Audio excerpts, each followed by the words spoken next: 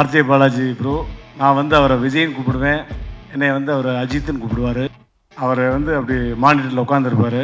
ஷங்கர் கொஞ்சம் குறைச்சிக்கலாம் ஷங்கர், ஏன்னா பக்கத்தில் சத்யராஜ் சார்லாம் இருக்காங்க. ஷங்கர் மிமிக்கிரியா இது நான் ஃபஸ்ட்டு சொல்லிக் கொடுத்தேன், இப்போ அவர் எனக்கு என் வாய்ஸே சொல்லிக் கொடுக்குறாரு. நான் நீங்கள் ஒரு 2 நாள் முன்னாடி நைட்டு ஃபோன் பண்ணேன், விஜய் இது மாதிரி எனக்கு ஆடியோ லான்ச் இருக்குது, கண்டிப்பாக நீ வரணும் அப்படின்னு. கண்டிப்பாக வர முடியாது அப்படின்னாரு. தப்பாக நினச்சிக்காதீங்க அப்படின்ட்டு ஃபோனை வச்சுட்டாரு. திடீர்னு நீங்கள் உட்காந்துட்டுருக்கேன், இப்போ வர்றாரு அவர். அதான் என் தங்கம், வேறு என்ன சொல்ல முடியும். RJ Balaji bro. நான் வந்து அவரை விஜய்னு கூப்பிடுவேன், என்னை வந்து அவர் அஜித்துன்னு கூப்பிடுவார். ஹாய் விஜய் படி.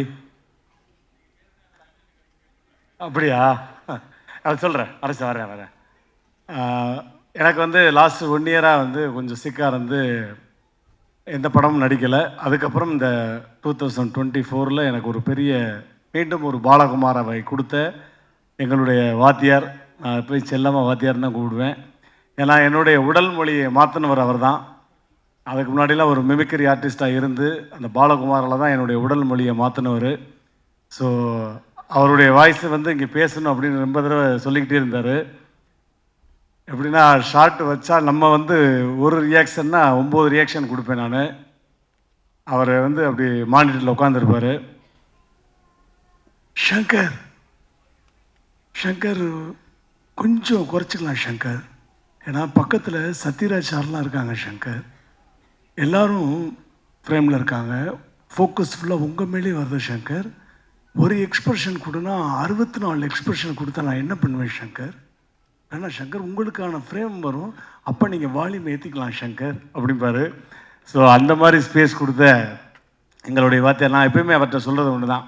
நம்ம ஒரு இடத்துக்கு போகிறோம்னு வச்சுக்கோங்களேன், அந்த இடம் நமக்கு சரியாக தெரியலை அப்படின்னா நம்ம எதை சர்ச் பண்ணுவோம்? கரெக்டான இடத்துக்கு போய் சேரணும்னா கூகுளில் சர்ச் பண்ணுவோம். அதே மாதிரி ஆக்டிங்கில் நம்ம ஒரு வந்து சரியாக வரல அப்படின்னா நம்ம ஒரு கரெக்டாக ஒரு தேடணும்னா நம்ம வந்து தேட வேண்டிய ஆளுக்கு கூகுளில் சர்ச் பண்ணணும். இது ஒரு நல்ல பஞ்சுன்னு வந்து இப்போ பிளான் பண்ணிட்டு வந்தேன். அதே மாதிரி இந்த மேடையில் இருக்கக்கூடிய அன்பு சகோ விஜய் சேதுபதி சகோ சாருக்கும் என்னுடைய மனமார்ந்த நன்றி. சத்யராஜ் சாரோடைய ஃபஸ்ட்டு காம்பினேஷன் உண்மையிலே அவரு பெரிய லெஜெண்டு. டப்பிங்கில் எவ்வளவோ ஏற்றிருக்கேன், அவர் மாதிரிலாம் நான் பேசியிருக்கேன். பட் எதுவுமே சொல்லாமல் அவ்வளோ ஜாலியாக கூலாக அவரோட வந்து ஸ்பெண்ட் பண்ணோம். ரொம்ப ரொம்ப நன்றி. So eagerly waiting for this movie in 25th January. Everybody please வாட்சிங் in theatre. Thank you yours obediently. எல்லாருக்கும் வணக்கம்.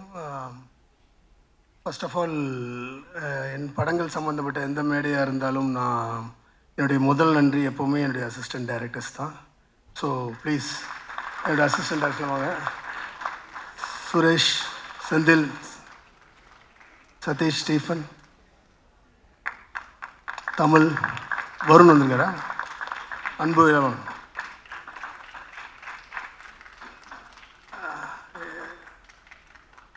அண்ட் அமீர், என்னோட assistant screenplay writer Ameer கொடு. ஓகே. ஸோ இவங்க எல்லாமே இல்லை, ஏன்னா ஒரு அன்சங் ஹீரோஸாகவே இருப்பாங்க அசிஸ்டன்ட் டைரக்டர்ஸ் எப்போவுமே எல்லா படத்துலேயும். But they are the real heroes of any film. என் படம் இல்லை, எந்த படமாக இருந்தாலுமே இவங்க தான் த ரியல் ஹீரோஸ். ஸோ இவங்களுக்கு ஃபஸ்ட்டு என்னுடைய claps. So thank you all.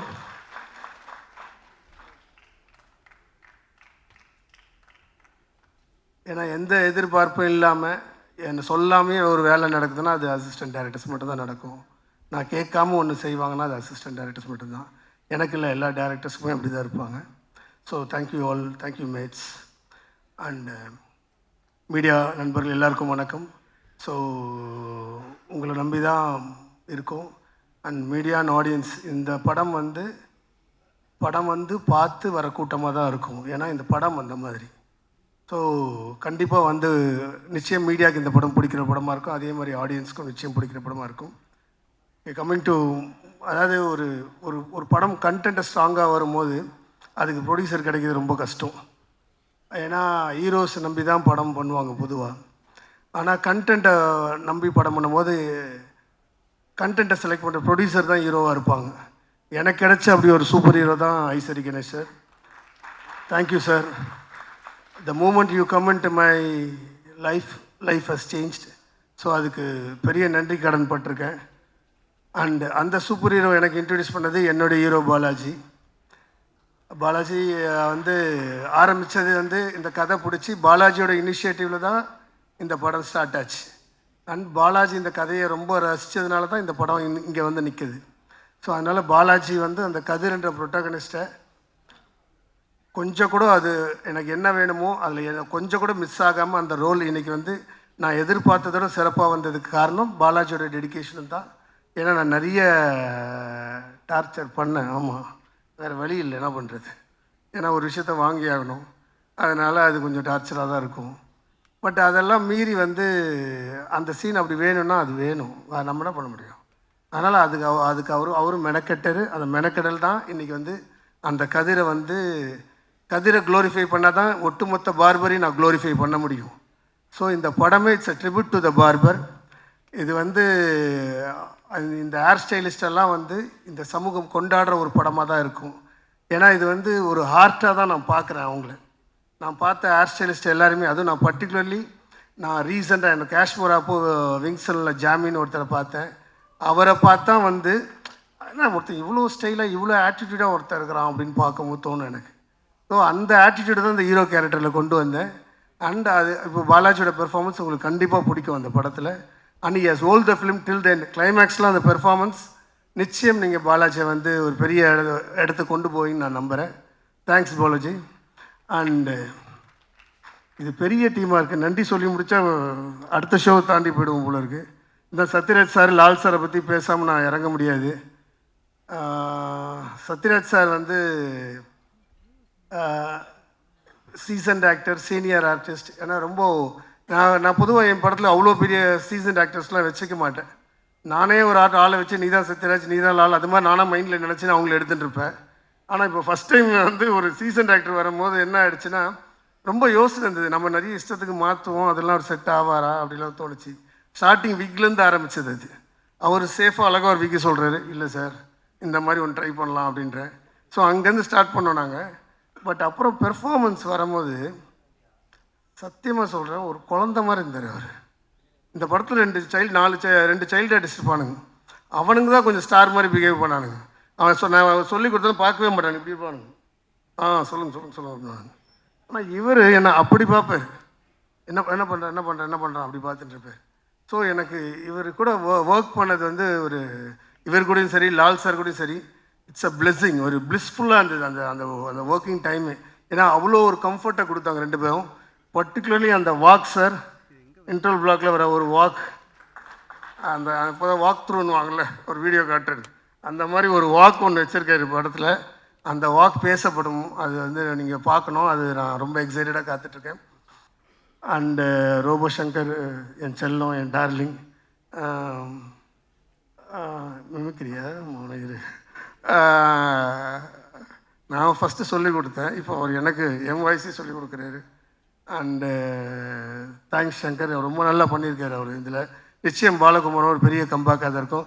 And Kishan இன்னொரு ஹீரோ, அவர் வந்து இந்த படத்தில் ஒத்துக்கிட்டதே பெரிய விஷயமா இருந்துச்சு. அண்ட் படம் ஃபுல்லாக இருக்கார் கிஷன், பொய் சொல்லாதீங்க, வெளில கம்மியாக தான் இருக்குலாம். ஸோ படம் ஃபுல்லாக இருக்கார் கிஷன். ஆல்மோஸ்ட் அது பாலாஜி மேலே இருந்த அவரோட அஃபெக்ஷனால் அது நடந்தது. இல்லைனா மற்ற ஆள் வரமாட்டாங்க அந்த மாதிரி. அவர் படம் ஃபுல்லாக இருக்கார். அவரோட அந்த கேர்ள்ஸ் எல்லாம் யாரும் கவலைப்பட வேணாம், அவர் இருக்கார், படம் ஃபுல்லாக இருக்கார். இங்கே யாருமே கேர்ள்ஸே இல்லைன்னு யாரும் கவலைப்படாதீங்க, எல்லாம் ஒரே ஆம்பளைங்களாம் இருக்கும், வேறு வழி இல்லை. ஆனால் படம் அப்படிலாம் இல்லை. ஸோ படத்தில் அழகான 2 கேர்ள் இருக்காங்க. So you can enjoy that. Coming to my darling, என் தலைவன், என் நண்பன், என்ன சொல்கிறது, விஜய் சேதுபதி. நீங்கள் ஒரு 2 நாள் முன்னாடி நைட்டு ஃபோன் பண்ணேன், விஜய் இது மாதிரி எனக்கு ஆடியோ லான்ச் இருக்குது, கண்டிப்பாக நீ வரணும் அப்படின்னு. கண்டிப்பாக வர முடியாது அப்படின்னாரு. ஏன் அப்படின்னு, இல்லை அன்றைக்கி ஷூட்டிங் இருக்குது, ஒரு முக்கியமான ஒரு டேட், ஒரு ஆர்டிஸ்டோட டேட், அது மிஸ் பண்ண முடியாது, தப்பாக நினச்சிக்காதீங்க அப்படின்ட்டு ஃபோனை வச்சுட்டாரு. நானும் அது பாரு வரல பாரு அப்படின்னு ஒரு சின்ன கோவம். சரி சொல்ல, யார்கிட்டையும் சொல்ல, அதோட ஃபோனை வச்சுட்டேன். திடீர்னு நீங்கள் உட்காந்துட்டுருக்கேன், இப்போ வர்றாரு அவர். அதுதான் என் தங்கம், வேறு என்ன சொல்ல முடியும். அதுக்கப்புறம் ஒரு ஃபோன் கால் பண்ணல, அவரும் ஃபோன் கால் பண்ணல. ஆனால் புரியும், இல்லை அவனுக்கு டைரக்டர் கோகுலுக்கு இது தேவை, நான் போகணும், எனக்கு ஒரு பிரச்சனைனா முதல்ல வந்து நிற்கிற ஒரு ஆளாக இருப்பார். ஸோ அது எதுவாக இருந்தாலும் சரி, அது என்ன விஷயமா இருந்தாலும் will be there for me. So thanks. நான் தேங்க்ஸ் சொல்ல தேவையில்லை, பட்டு தேங்க்ஸ்.